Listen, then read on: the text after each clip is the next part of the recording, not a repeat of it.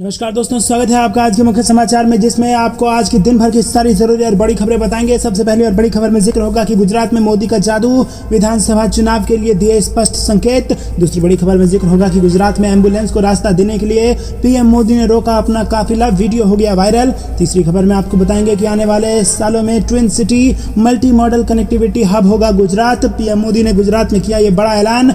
चौथी बड़ी खबर में आपको बताएंगे कि गद्दार सीएम बने उससे बेहतर मध्यावधि चुनाव हो जाए, गहलोत गुट ने फिर दिखाए तेवर, क्या होगा सामूहिक इस्तीफा राजस्थान में। और इसी के साथ पांचवी बड़ी खबर में जिक्र होगा कि गृह मंत्री अमित शाह के दौरे से पहले बारामूला में छिपे बैठे थे आतंकी, सुरक्षा बलों ने 2 को कर दिया ढेर। दोस्तों, हर एक खबर की गहराई में आपको ले जाएंगे, लेकिन उससे पहले आपसे एक सवाल, क्या आपको भी ऐसा लगता है कि गुजरात में फिर से प्रचंड बहुमत से बन रही है भाजपा की सरकार? अगर हाँ, तो वीडियो को कीजिए लाइक और चैनल को सब्सक्राइब करके घंटी बजाकर कमेंट में लिखिए जय हिंद। और दोस्तों, रुक करते हैं सबसे पहले और बड़ी खबर की तरफ। गुजरात में मोदी का जादू, विधानसभा चुनाव के लिए दिए स्पष्ट संकेत। जी हां दोस्तों, प्रधानमंत्री नरेंद्र मोदी ने गुरुवार और शुक्रवार को अनोखे अंदाज में गुजरात के मतदाताओं का अपना जादू उन पर बिखेरा। दरअसल ये मौका था 29,000 करोड़ की परियोजनाओं को लॉन्च करने और नेशनल गेम्स के उद्घाटन का। लेकिन पीएम मोदी ने अपनी इस यात्रा के दौरान सूरत और भावनगर में जो रोड शो किया, उसमें हजारों की तादाद में उनके समर्थक मौजूद थे।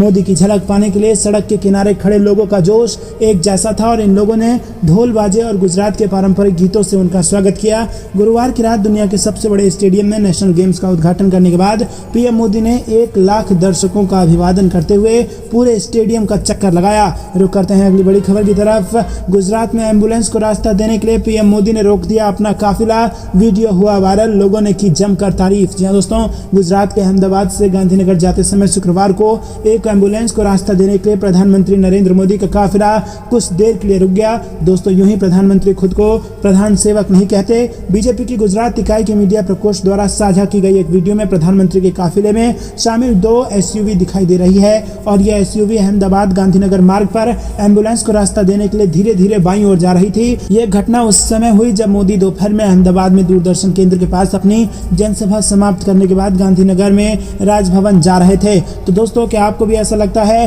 कि बाकी लोग प्रधानमंत्री की रेस में हैं, लेकिन पीएम मोदी ना केवल प्रधानमंत्री हैं, वो प्रधान सेवक भी हैं? हाँ या ना में अपनी राय बताइए और वीडियो लाइक करना मत भूलेगा। रुक करते हैं अगली बड़ी खबर की तरफ।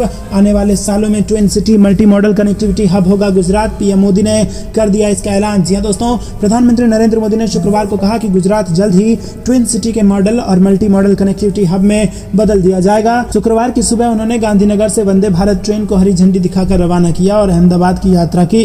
अहमदाबाद के कालुपुर रेलवे स्टेशन पर उतरने के बाद उन्होंने अहमदाबाद मेट्रो ट्रेन के पहले चरण को झंडी दिखाकर रवाना किया और सार्वजनिक रैली स्थल तक पहुंचने के लिए पश्चिमी अहमदाबाद के दूरदर्शन चौक पर उतरे। उन्होंने अहमदाबाद में एक सभा को संबोधित करते हुए ये कहा। दोस्तों, रुक करते हैं अगली बड़ी खबर की तरफ। राजस्थान में गद्दार सीएम बने, इससे अच्छा बीच में ही कराना पड़ जाए चुनाव, गहलोत गुट ने फिर दिखाए तेवर, क्या होगा राजस्थान में सामूहिक इस्तीफा। जी हां दोस्तों, राजस्थान कांग्रेस में मचा घमासान थमता नहीं दिख रहा है। अशोक गहलोत के कांग्रेस अध्यक्ष पद की रेस से हटने के बाद अब राज्य में सीएम पद पर जयपुर से लेकर दिल्ली तक बैठकों का दौर जारी है। गुरुवार को सीएम अशोक गहलोत और पूर्व डिप्टी सीएम सचिन पायलट की कांग्रेस अध्यक्ष सोनिया गांधी से अलग अलग मुलाकात हुई। दोनों ही नेताओं ने मुलाकात के बाद कहा कि मुख्यमंत्री पद पर फैसला पार्टी नेतृत्व करेगा। हालांकि गहलोत खेमे में शामिल विधायकों और मंत्रियों ने एक बार फिर तीखे तेवर दिखाए हैं। पहले प्रसादी लाल मीणा और अब कैबिनेट मंत्री गोविंद राम मेघवाल ने सचिन पायलट गुट पर सीधा अटैक किया। उन्होंने कहा कि गद्दार खेमे से नया सीएम बनाया जाता है तो फिर सामूहिक इस्तीफा होगा। उन्होंने कहा कि हम मध्यावधि चुनाव का सामना करना चाहेंगे। रुक करते हैं अगली बड़ी खबर की तरफ। गृह मंत्री अमित शाह के दौरे से पहले बारामूला में छिपे बैठे थे आतंकी, सुरक्षा बलों ने 2 को कर दिया ढेर। जी हां दोस्तों, केंद्रीय गृह मंत्री अमित शाह के बारामूला दौरे से पहले सुरक्षा बलों ने शुक्रवार को मुठभेड़ में 2 आतंकियों को ढेर कर दिया। और दोस्तों, रात शुरू हुई मुठभेड़ सुबह तक जारी थी और इलाके में 2-3 आतंकियों के घिरे होने की सूचना है। जम्मू कश्मीर पुलिस के मुताबिक सुरक्षा बलों को अमित शाह के दौरे से पहले इलाके में आतंकवादियों की मौजूदगी के बारे में इनपुट मिला था। रुक करते हैं अगली बड़ी खबर की तरफ। नोएडा से अरेस्ट तिब्बती के खाते से 7 करोड़ ट्रांजैक्शन, अभी मिले महज 20,000 रुपए, चीनी साजिश का हुआ खुलासा। जी हां दोस्तों, भारतीय अर्थव्यवस्था को चोट पहुंचाने की चीन की साजिश लंबे समय से चल रही है। इसका केंद्र दिल्ली एनसीआर और गौतम बुद्ध नगर बन गया है। नॉलेज पार्क क्षेत्र से गिरफ्तार हुए 5 आरोपियों में से तिब्बती रिफ्यूजी तखला नंदुक के बैंक खाते में 7 महीने के भीतर 7 करोड़ का ट्रांजैक्शन हुआ है, लेकिन उसके खाते में केवल 20,000 रुपए मौजूद हैं। ये रुपया कहां से आया और कहां चला गया, पुलिस इसकी गहनता से जांच जांच कर रही है। पुलिस को उम्मीद है कि इस केस में अभी कई और बड़े खुलासे हो सकते हैं। वहीं पुलिस को जानकारी मिली है कि जून 2021 में बीएसएफ ने बांग्लादेश सीमा पर भी चीनी नागरिक खान जुनवे को अंडरगारमेंट्स में 1300 सिम छुपाकर ले जाते गिरफ्तार किया था। पुलिस उस संबंध में भी पड़ताल कर रही है। नशे के मकड़जाल और भारतीय सिम के चीन व अफ्रीकी देशों में भेजकर साइबर ठगी के मामले की पड़ताल में जुटी पुलिस को कई अन्य जानकारियां मिली हैं। रुक करते हैं अगली बड़ी खबर की तरफ। दुनिया गंभीरता से ले रही है भारत को और कान खोलकर सुनती है।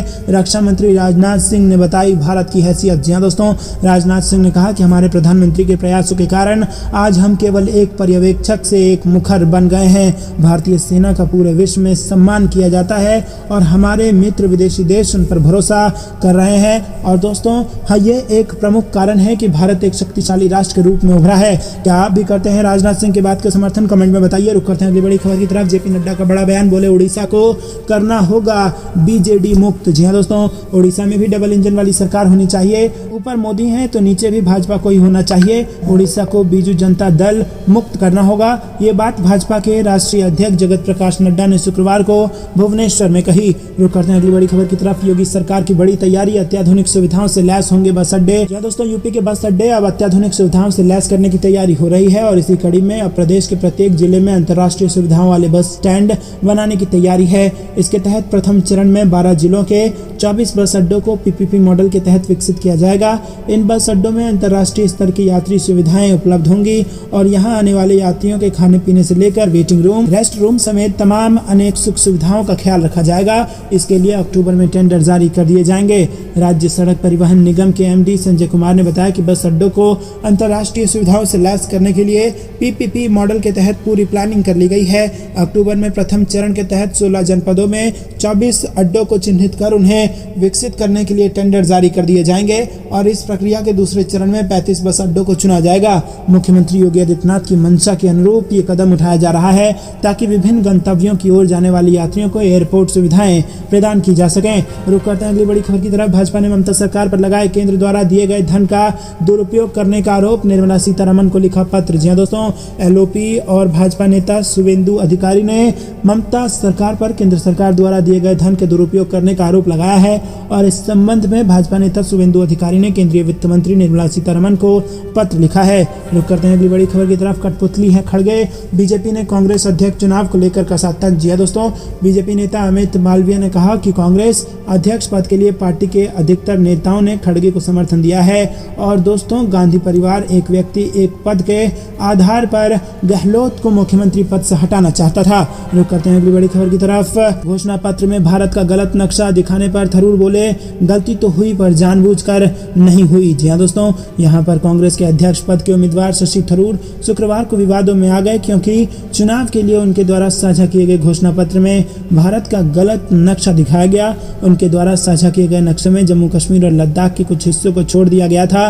देश की सबसे पुरानी पार्टी के अध्यक्ष पद की दौड़ में शामिल शशि थरूर द्वारा भारत के गलत नक्शे को दिखाने के बाद की गई नासमझी से विवाद तो हुआ, तो थरूर ने अपने चुनावी घोषणा पत्र में इसे भारत के सही नक्शे के साथ बदलकर गलती को सुधार लिया। रुक करते हैं अगली बड़ी खबर की तरफ। अग्निवीर भर्ती के लिए सप्लाई होनी थी नशीली दवाइयां, दबोचे गए 3 आरोपी, खुले बड़े राज। जी हाँ दोस्तों, एक बड़े गिरोह का हो चुका है भांडाफोड़। जी हाँ दोस्तों, मुजफ्फरनगर जनपद में पुलिस ने 3 युवकों को नशीली दवाओं के साथ गिरफ्तार कर लिया है। मौके पर पहुंची थाना फुगाना पुलिस ने कार्रवाई के दौरान आरोपियों के पास से लगभग 3 लाख की दवाएं बरामद की हैं। रुक करते हैं अगली बड़ी खबर की तरफ। उधमपुर में धमाके के बाद जम्मू में high alert, dog squad team ने बस अड्डे को खंगाला। जी हाँ दोस्तों, उधमपुर धमाके के बाद जम्मू में हाई अलर्ट कर दिया गया है। वीरवार को पुलिस ने जम्मू बस स्टैंड में डॉग स्क्वाड टीम के साथ चप्पे चप्पे को खंगाला। इस दौरान बस चालकों को निर्देश दिया गया कि वो बस खाली होने की स्थिति में उसे कहीं भी छोड़कर नहीं जाएं। साथ ही बस में बैठने वाले हर यात्री पर नजर रखें। बस खाली होने और चलने से पहले उसकी जांच कर लें। उधर इंदिरा चौक पर दिन भर वाहनों की जांच की गई और इसके अलावा पुलिस की ओर से शहर और आसपास के इलाकों में लाउड स्पीकर से घोषणा की जा रही है कि संदिग्ध वस्तु दिखाई देने पर लोग तुरंत पुलिस को सूचित करें। रुक करते हैं अगली बड़ी खबर की तरफ। गृह मंत्री शाह के दौरे से पहले आईबी पर दिखा पाकिस्तानी ड्रोन, सुरक्षा बलों ने चलाया तलाशी अभियान। जी हाँ दोस्तों, केंद्रीय गृह मंत्री अमित शाह के दौरे से पहले उधमपुर में हुए दोहरे बम धमाकों के बाद भारत पाकिस्तान अंतर्राष्ट्रीय सीमा पर ड्रोन गतिविधि के बाद सुरक्षा एजेंसियों के हाथ पांव फूले हुए हैं। जम्मू संभाग के जिला कठुआ की तहसील हीरानगर में ड्रोन देखे जाने का मामला सामने आया है। अंतर्राष्ट्रीय सीमा से सटे गांव ढल्ली में ड्रोन देखे जाने की सूचना के बाद शुक्रवार को भी सुरक्षा एजेंसियों ने तलाशी अभियान चलाया। सेना और पुलिस की टीमें जांच में जुटी हुई हैं। सूत्रों से मिली जानकारी के अनुसार स्थानीय लोगों और सेना की ओर से इलाके में ड्रोन गतिविधि देखी गई थी। मामला गुरुवार रात 10 बजे से पहले का बताया जा रहा है, जिसके बाद इलाके में व्यापक तलाशी अभियान चलाया गया। रुक करते हैं अगली बड़ी खबर की तरफ। राजनाथ सिंह से मिले सीडीएस अनिल चौहान अपने पहले बयान में कहा, सभी चुनौतियों से निपटने के लिए हैं तैयार। जी हाँ दोस्तों, देश के नवनियुक्त chief of defence staff general Anil Chauhan ने साउथ ब्लॉक में रक्षा मंत्री राजनाथ सिंह से मुलाकात की। चीफ ऑफ डिफेंस स्टाफ का पदभार संभालने के बाद जनरल अनिल चौहान ने अपना पहला बयान भी दिया और इसमें उन्होंने साफ तौर पर कहा कि मुझे गर्व है, हम सभी चुनौतियों और मुश्किलों से एक साथ मिलकर निपटने की कोशिश करेंगे। रुक करते हैं अगली बड़ी खबर की तरफ। प्रधानमंत्री नरेंद्र मोदी देश को देंगे 5G की सौगात। 1 अक्टूबर को भारत में लॉन्च होगी ये सर्विस। यहाँ दोस्तों, 1 अक्टूबर से आरंभ होने वाले इंडियन मोबाइल कांग्रेस में प्रधानमंत्री नरेंद्र मोदी सांकेतिक रूप से 5G सेवा की शुरुआत करेंगे। इस दौरान रिलायंस इंडस्ट्री के चेयरमैन मुकेश अंबानी, भारतीय एयरटेल के प्रमुख सुनील भारती मित्तल और वोडाफोन इंडिया के कुमार मंगलम बिरला भी मौजूद रहेंगे। देश के 4 जगहों पर भारतीय दूरसंचार नियामक प्राधिकरण की तरफ से 5G का सफल ट्रायल पहले ही किया जा चुका है और 5G लॉन्च होते ही इन 4 जगहों पर 5G सेवा शुरू हो सकती है। इन 4 जगहों में दिल्ली स्थित इंटरनेशनल एयरपोर्ट, बेंगलुरु की मेट्रो, कांडला पोर्ट और भोपाल की स्मार्ट सिटी का इलाका शामिल है। ट्रायल होने की वजह से इन 4 जगहों पर 5G का पूरा इंफ्रास्ट्रक्चर भी तैयार है। रुक करते हैं अगली बड़ी खबर की तरफ। ईवीएम पर सवाल उठाने वालों को सुप्रीम कोर्ट की फटकार, अर्जी खारिज, जुर्माना भी लगाया। जी दोस्तों, सुप्रीम कोर्ट ने ईवीएम मशीनों की विश्वसनीयता पर सवाल उठाने वाली याचिका को खारिज कर दिया है। साथ ही कोर्ट ने 50,000 रुपए का जुर्माना भी लगाया है। मध्य प्रदेश जन विकास पार्टी को फटकार लगाते हुए जस्टिस संजय किशन कौल की बेंच ने कहा कि जो पार्टी मतदाताओं द्वारा मान्यता प्राप्त करने में विफल रही है, वो स्पष्ट रूप से एक याचिका दायर करके मान्यता प्राप्त करने की कोशिश कर रही है। अदालत वो जगह नहीं जहां कोई भी चला जाए और पब्लिसिटी ले ले। सुप्रीम कोर्ट ने उस याचिका को खारिज कर दिया जिसमें भारत के चुनाव आयोग को ईवीएम में खामियों को दूर करने के लिए प्रभावी उपाय करने के निर्देश देने की मांग की गई थी।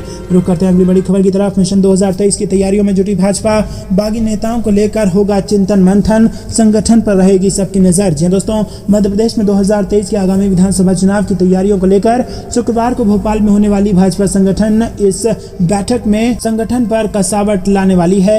नगरीय चुनाव और 2018 के विधानसभा चुनाव में हारी सीटों के साथ बागियों को लेकर मंथन होगा। दोस्तों, रुक करते हैं अगली बड़ी खबर की तरफ। अग्निवीर योजना में महिलाएं, 100 पदों के लिए 2.5 लाख महिलाओं ने किया आवेदन। नौसेना में भी 9,55,000, रजिस्ट्रेशन में 82,000 महिलाएं। जी दोस्तों, साल 2020 में सीएमपी के पहले बैच में 100 महिलाओं की भर्ती हुई थी, जिन्हें बेंगलुरु में ट्रेनिंग के बाद देश भर में अलग अलग स्थानों पर तैनात किया गया है। इसमें से कुछ की तैनाती ऑपरेशनल इलाकों में भी हुई है। अग्निपथ योजना के तहत 100 पदों के लिए लगभग 2.5 लाख महिलाओं ने आवेदन किया है और इसके तहत सेना की कोर ऑफ मिलिट्री पुलिस में निकली 100 भर्तियों के लिए करीब 2.5 लाख महिलाओं ने रजिस्ट्रेशन कर दिया। रुक करते हैं, पीएम मोदी पहुंचे सूरत। पीएम मोदी ने सूरत को दी 3400 करोड़ की सौगात और 4P मॉडल का किया जिक्र। जी दोस्तों, प्रधानमंत्री नरेंद्र मोदी गुजरात के 2 दिवसीय दौरे पर हैं और गुरुवार को पीएम ने सूरत में 3400 करोड़ रुपए से ज्यादा की लागत की विकास परियोजनाओं की आधारशिला रखी और इस दौरान पीएम मोदी ने सूरत की जमकर तारीफ की और उन्होंने कहा कि आज दुनिया के सबसे तेजी से विकसित होते शहर में सूरत का नाम है। और दोस्तों, इसी के साथ साल के अंत तक होने वाले विधानसभा चुनाव के लिए भी भारतीय जनता पार्टी ने ये बड़ा कदम आगे बढ़ा दिया है। रुक करते हैं अगली बड़ी खबर की तरफ, लेकिन उससे पहले दोस्तों, क्या आप भी मोदी सरकार के इस फैसले से खुश हैं? कमेंट में बताइए। वीडियो लाइक नहीं किया तो कीजिए। रुक करते हैं अगली बड़ी खबर की तरफ, जो कि कर्नाटक से आ रही है। सब जानते हैं कौन देश को तोड़ रहा है। राहुल गांधी की भारत जोड़ो यात्रा पर बसवराज बोम्मई ने दिया ये बयान। जी दोस्तों, राहुल गांधी की भारत जोड़ो यात्रा के दौरान कर्नाटक में घमासान जारी है। अब कर्नाटक के मुख्यमंत्री बसवराज बोम्मई ने पलटवार करते हुए कहा कि देश के लोग जानते हैं कि कौन देश को एकजुट करने की कोशिश कर रहा है और कौन इसे बांटने का प्रयास कर रहा है।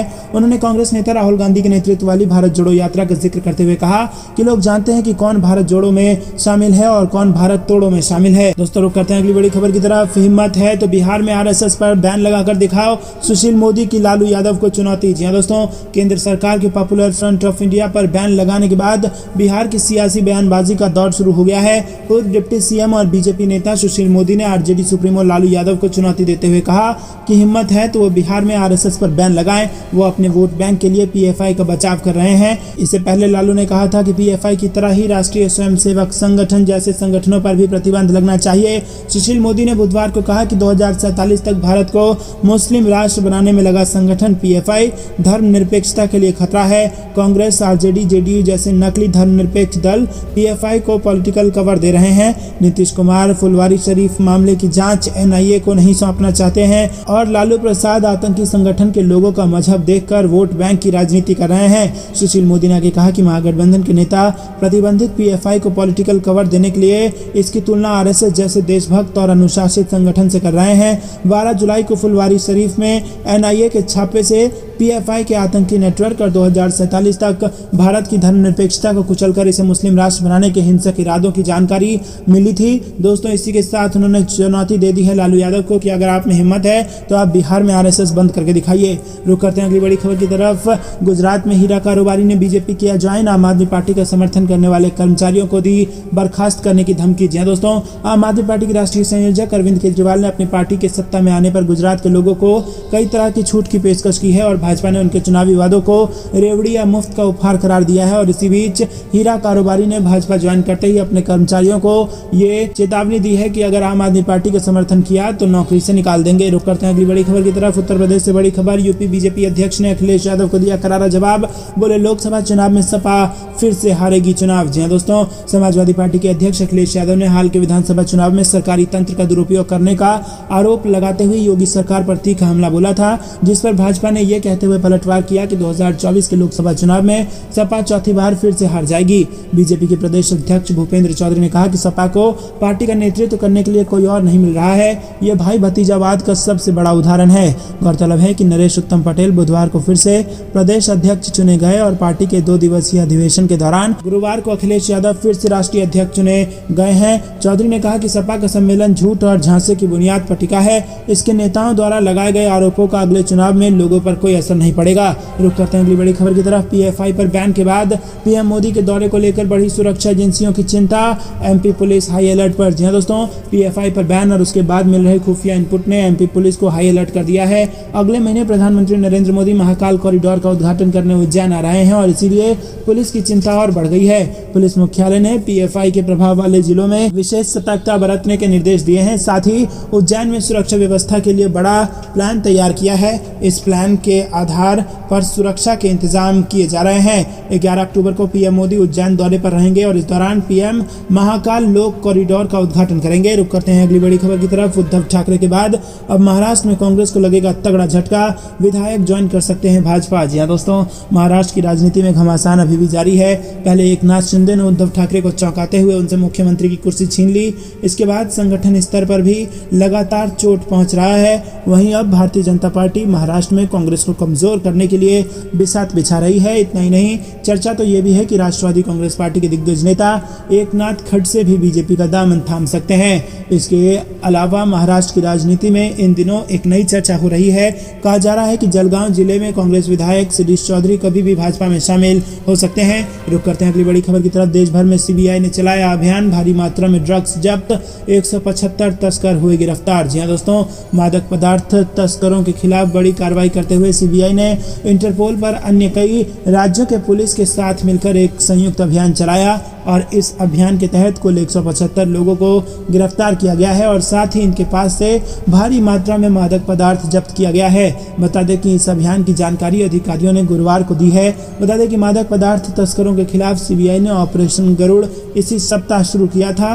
पंजाब, हरियाणा, गुजरात सहित कई राज्यों में इसे चलाया गया और ऑपरेशन गरुड़ में इंटरपोल भी शामिल है। अधिकारियों ने मीडिया को जानकारी देते हुए कहा कि इसके तहत सीबीआई, एनसीबी और राज्य पुलिस ने अभी तक 127 मामले दर्ज किए हैं। दोस्तों, रुक करते हैं अगली बड़ी खबर की तरफ। जेपी नड्डा को मिलेगा पूरा 1 और साल, 3 साल और बने रहेंगे भाजपा के राष्ट्रीय अध्यक्ष। जी दोस्तों, भाजपा अध्यक्ष जगत प्रकाश नड्डा को पिछले दिनों कार्यकाल विस्तार दिए जाने की खबर थी, लेकिन अब उन्हें पूरा 1 कार्यकाल और दिए जाने की चर्चा चल रही है। पार्टी सूत्रों का कहना है कि राज्यों के चुनाव लगातार होने वाले हैं और उसके बाद लोकसभा के चुनाव होने हैं। ऐसे में भाजपा संगठन चुनाव में नहीं उलझना चाहती है और इसकी बजाय भाजपा की कोशिश ये है कि मौजूदा संगठन को ही बनाए बनाए रखा जाए और पूरी ताकत राज्यों के चुनाव में लगा दी जाए। नवंबर में गुजरात और हिमाचल प्रदेश के चुनाव होने वाले हैं। ऐसे में भाजपा नहीं चाहती कि चुनाव से पहले किसी तरह का बदलाव किया जाए और इसके बाद राजस्थान, छत्तीसगढ़, मध्य प्रदेश, कर्नाटक जैसे अहम राज्यों के चुनाव होने वाले हैं। त्रिपुरा, मेघालय, मिजोरम और तेलंगाना समेत कुल 11 राज्यों के चुनाव 24 के आम चुनाव से पहले होने हैं। रुक करते हैं अगली बड़ी खबर की तरफ। गृह मंत्री अमित शाह के दौरे से पहले पुंछ में 4 किलो आईईडी पकड़ी, राजौरी में 4 को प्रस्तावित है रैली। जी हां दोस्तों, जम्मू संभाग में कड़ी सुरक्षा और अलर्ट के बीच पुंछ में महिला से आईईडी मिलने से पूरा अमला सख्ते में आ गया है। प्रारंभिक छानबीन में पता चला है कि महिला ने एक लड़के को आईईडी का बैग सौंपना था। आईईडी कहां से आई और कहां ले जाई जा रही थी, इसे लेकर पूछताछ की जा रही है। रुक करते हैं अगली बड़ी खबर की तरफ। ज्ञानव्यापी शिवलिंग का फिर होगा सर्वे, वाराणसी कोर्ट में हुआ ये बड़ा ऐलान। जी हां दोस्तों, ज्ञानव्यापी मस्जिद मामले में हिंदू पक्ष की तरफ से शिवलिंग जैसी आकृति की कार्बन डेटिंग की मांग की गई थी। इसे लेकर 29 सितंबर यानी गुरुवार को कोर्ट में सुनवाई हुई। दरअसल बीते 22 सितंबर को सुप्रीम कोर्ट के अधिवक्ता विष्णु शंकर जैन और अन्य की ओर से जिला जज की अदालत में अर्जी देकर शिवलिंग की आकृति की भारतीय पुरातात्विक सर्वेक्षण के विशेषज्ञ से कार्बन डेटिंग कराने का अनुरोध किया गया है और इसे लेकर सुनवाई पूरी होने के बाद कोर्ट ने फैसले के लिए 4 अक्टूबर की तारीख दी है। रुक करते हैं अगली बड़ी खबर की तरफ। 36वें राष्ट्रीय खेलों का शुभारंभ, पीएम मोदी बोले जुड़ेगा इंडिया, जीतेगा इंडिया। जी हां दोस्तों, प्रधानमंत्री नरेंद्र मोदी ने अहमदाबाद में 36वें राष्ट्रीय खेलों का शुभारंभ किया और देश में 7 साल बाद राष्ट्रीय खेलों का आयोजन हो रहा है और 36वें राष्ट्रीय खेलों का उद्घाटन समारोह अहमदाबाद के नरेंद्र मोदी स्टेडियम में हुआ। इस समारोह में पीएम मोदी ने स्वर्णिम गुजरात यूनिवर्सिटी का वर्चुअल लॉन्चिंग किया और ये यूनिवर्सिटी 100 करोड़ से ज्यादा की लागत से बनी है। दोस्तों, रुक करते हैं अगली बड़ी खबर की तरफ। गहलोत के मंत्री की धमकी, कहा विरोधी कैंप से सीएम बना तो सभी विधायक दे देंगे इस्तीफा। जी हां दोस्तों, राजस्थान में कांग्रेस हाईकमान संकट को खत्म करने के लिए जितने प्रयास कर रहा है उतना ही समस्या बढ़ती दिख रही है। एक तरफ सोनिया गांधी से दिल्ली में अशोक गहलोत की मीटिंग चल रही है तो वहीं जयपुर में हलचल तेज हो गई है। अशोक गहलोत गुट के विधायक गोविंद राम मेघवाल ने अब धमकी दी है कि यदि दूसरे गुट के नेता को सीएम बनाया गया तो हम सभी विधायक इस्तीफा दे देंगे। उन्होंने इशारों में सचिन पायलट पर हमला बोलते हुए कहा कि ऐसा पहली बार हुआ था जब पार्टी के प्रदेश अध्यक्ष रहे शख्स ने दूसरे दल के साथ मिलकर सरकार बनाने की कोशिश की थी। बता दें कि अशोक गहलोत 10 जनपद पहुंच गए हैं और वो यहां सोनिया गांधी से मुलाकात करेंगे। केसी वेणुगोपाल भी 10 जनपद पहुंचे हैं और अशोक गहलोत के बाद सचिन पायलट भी सोनिया गांधी से आज मुलाकात करेंगे। गहलोत सरकार के चिकित्सा मंत्री प्रसादी लाल मीणा ने एक बार फिर सचिन पायलट पर हमला बोला और उन्होंने कहा कि जो व्यक्ति बीजेपी और अमित शाह के ऑफिस एवं घर में जाकर बैठा हो, जिसके पास हरियाणा पुलिस का पहरा रहा हो, हम उसको सीएम बर्दाश्त नहीं कर सकते। जनता हमको छोड़ेगी नहीं और हम अगला चुनाव नहीं जीत सकेंगे। दोस्तों, रुक करते हैं अगली बड़ी खबर की तरफ। सीएम योगी ने भव्य स्वागत के दिए निर्देश, सांस्कृतिक और पर्यटक राजधानी का लोगो हुआ जारी। जी हां दोस्तों, प्रधानमंत्री नरेंद्र मोदी के संसदीय क्षेत्र वाराणसी की ख्याति सिर्फ देश नहीं बल्कि विदेशों तक पहुंच चुकी है। इसी कड़ी में अब संघाई सहयोग संगठन यानी कि एससीओ का एक प्रतिनिधिमंडल अगले वर्ष 16 जनवरी को काशी आ रहा है और पड़ोसी देश पाकिस्तान और चीन सहित 7 देशों के विदेशी मेहमान काशी की संस्कृति और यहाँ की पौराणिकता से रूबरू होंगे। वहीं गौरतलब है कि इसी महीने एससीओ ने काशी को दुनिया की पहली सांस्कृतिक और पर्यटक राजधानी का दर्जा दिया है। इसके बाद प्रदेश सरकार ने एससीओ के समस्त सदस्यों को काशी भ्रमण का न्योता भेजा।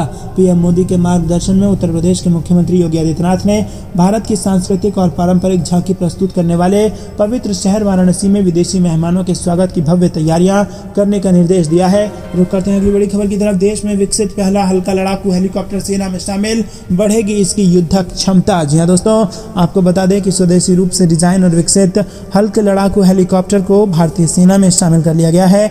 भारतीय सेना ने जानकारी दी है कि पहला स्वदेशी LCH औपचारिक रूप से HAL द्वारा महानिदेशक सेना उड्डयन कोर को सौंप दिया गया है और ये सेना की युद्धक क्षमता में काफी बढ़ोतरी करेगा। रुक करते हैं अगली बड़ी खबर की तरफ।